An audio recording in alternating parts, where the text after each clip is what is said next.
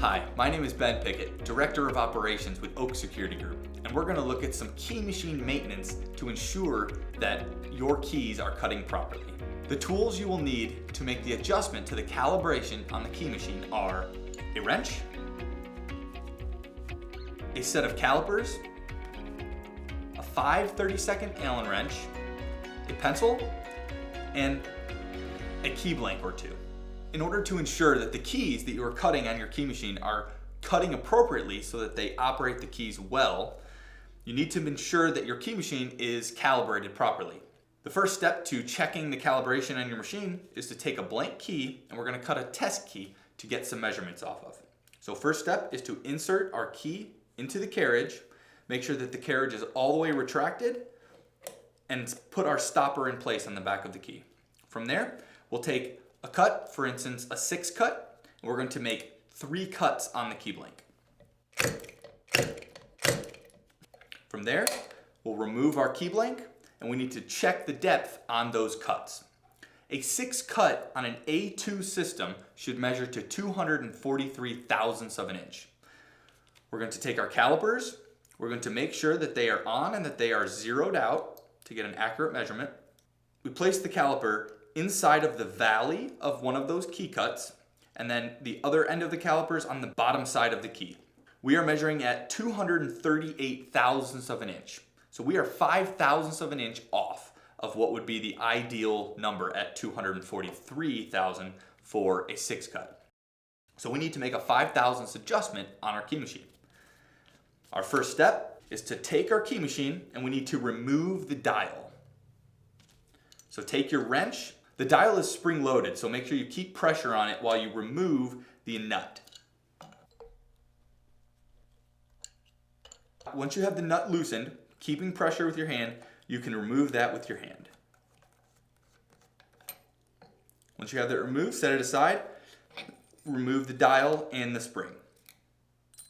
The next step after removing your dial and spring is take a pencil or a pen and make a mark on the depth adjustment plate across from the hole on the top of the key machine.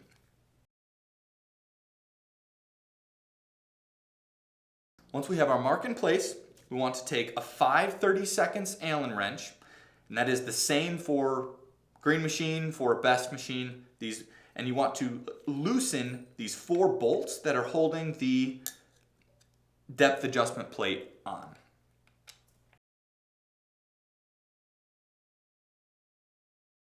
These bolts should only be snugged tight. They should not be overly tight, so it should only take 2 or 3 turns to get them loosened appropriately. From there, you will notice your depth adjustment plate will turn freely. Taking into consideration our marking place, we want to make an adjustment appropriate to 5 thousandths of an inch.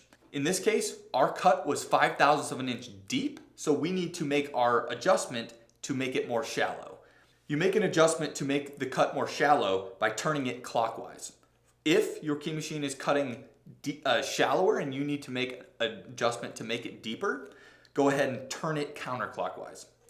For green machines, one thing you will notice is on the dial, the cuts are very close together, opposed to on a best machine where they are further spread out.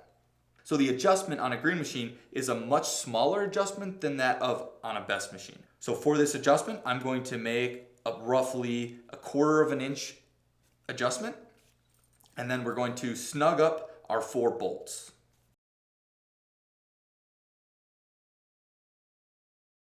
These bolts do not need to be overly tightened.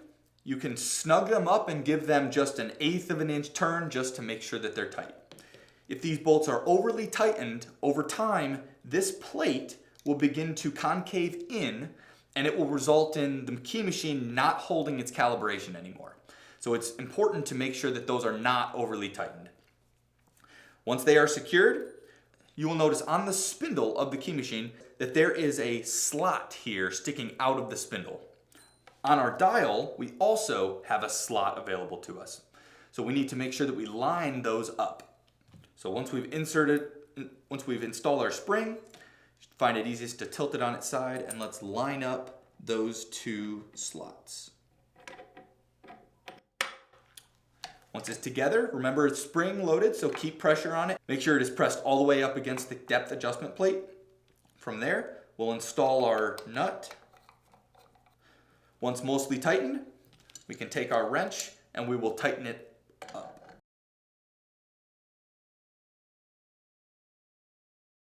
You don't have to worry about over tightening this nut. It will be okay. From there, we're going to take our machine. We can take our same key blank, as we only use 2 or 3 cuts on it.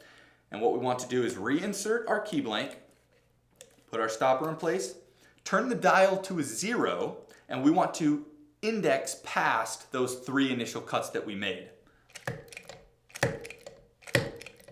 Now that we are onto a fresh cut, we want to turn our dial back to our 6 cut, and we want to make 3 additional cuts. From there, let's remove our key. We'll check the calibration on the 3 new cuts on our key. 242, 242. So we made an adjustment of 4 thousandths of an inch, which is acceptable. Anywhere within 3 thousandths of an inch will ensure correct operation of the key within the core. Once you're outside of the realm of 5, 6 thousandths of an inch is where it will create problems in the operation. With our keys gauging properly, we can be ensured that our key machine is cutting correctly. If through this process you have any questions or need help of any kind, don't hesitate to call us toll-free at 877-OSG-LOCK or email us at orders@oaksecurity.com. Information will be listed below in the description.